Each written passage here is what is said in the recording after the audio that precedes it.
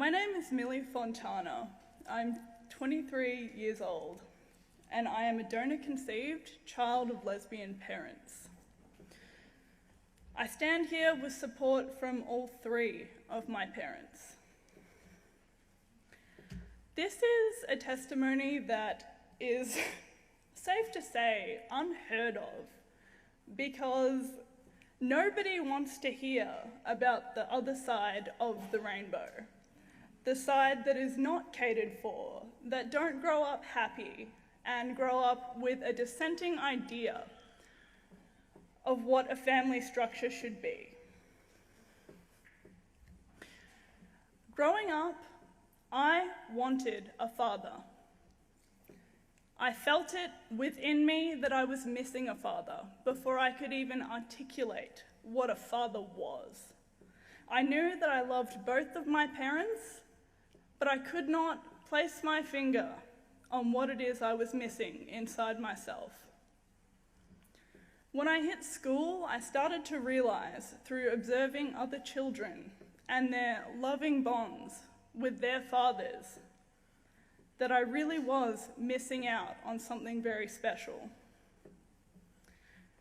I was lied to throughout school. I was told I didn't have a father, or that perhaps they didn't know who he was. It was very difficult for me to affirm a stable identity because of this, and my behavioral and emotional stability suffered greatly because of it. I stand here before you, raised atheist with no religious affiliations. I stand with Christians because so far in this debate, Christians are the only people trying to reflect the issues that follow with children. Christians so far are the only people trying to shine light on stories like mine. Nobody in the LGBT lobby wants to hear from someone like me, because so far love is love, right? We don't exist. Growing up, I would look in the mirror and I would think to myself, where did I get these green eyes? Where did I get these aspects of my personality, these talents that neither of my parents in the home had? The answer to that is quite simply my father. But in reality, it's not just the father or the donor, as they like to call it. It turns out I have an uncle, I have an auntie, and I have a grandmother, along with many loving cousins. When they chose what parts of my identity were acceptable to reveal to me, they took something from me. And where other children were able to look in the mirror and reconcile those missing parts and say, I love my mothers or my fathers, I could not, because in my eyes, who were my parents to decide what parts of me were acceptable to reveal to me? Meeting my father at 11 years old was probably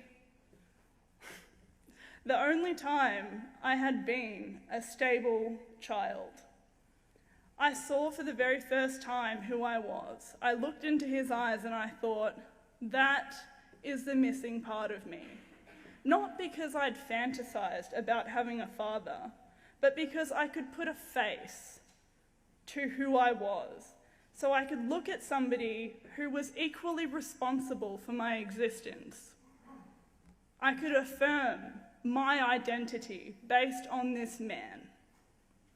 And if I had not met my father, I would not be standing here with you today, because my emotional reaction to not having him in my life, even at such a young age, was devastating, and it caused me to regress in my development. I want to talk about real equality.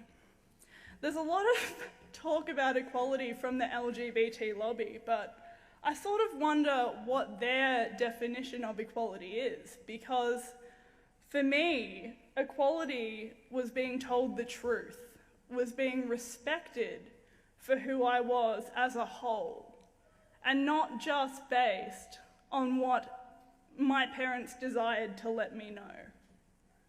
Equality was being able to look at both sides of my genetic family and understanding who I was. Equality is not saying that because volunteer studies of gay families and children of gays that come out with a positive outcome define it for everybody. It's completely unrealistic. I heard this lie from the LGBT back in March, saying that children don't care who their family is and that men and women are interchangeable. I consider this in itself to be a form of gender discrimination. Men and women offer complementary roles in child rearing and should probably be respected equally.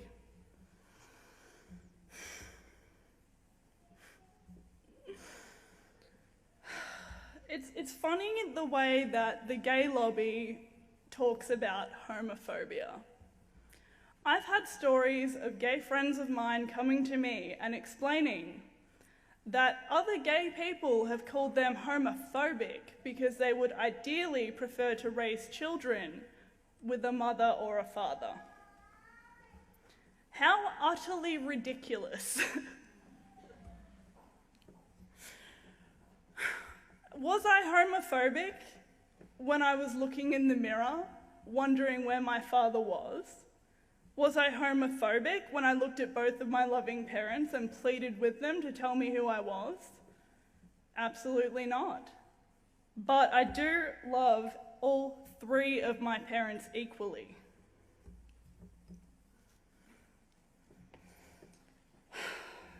My mother pitched a question to me the other week. She said to me, "Millie, what if my partner and I were able to be married? What if we had that stable household environment that everybody else has?" And I answered the question very simply. It was basically answered with another question, which would have been, how would psychologists have treated me for my underlying issues of fatherlessness if to acknowledge fatherlessness was a form of discrimination? How would any physician under threat of legal action have treated me under that circumstance? It was met with silence.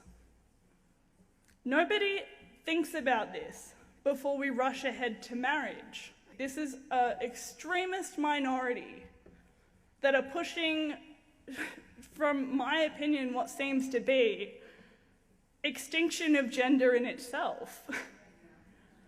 I don't see gender equality. I see a pitch to get rid of gender altogether.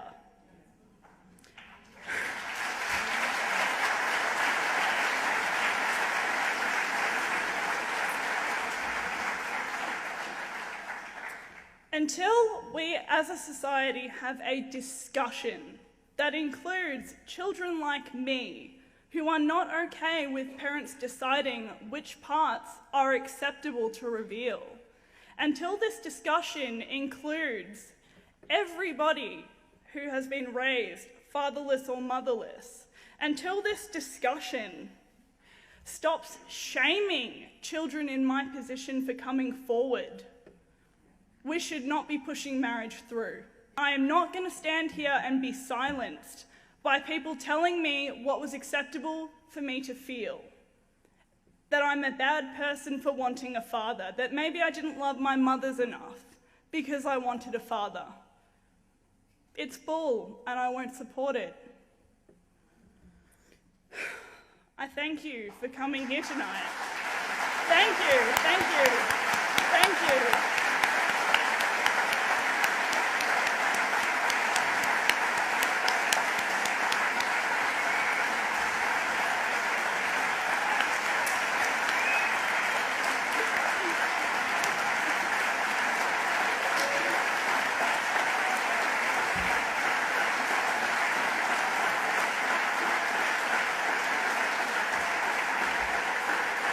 finish,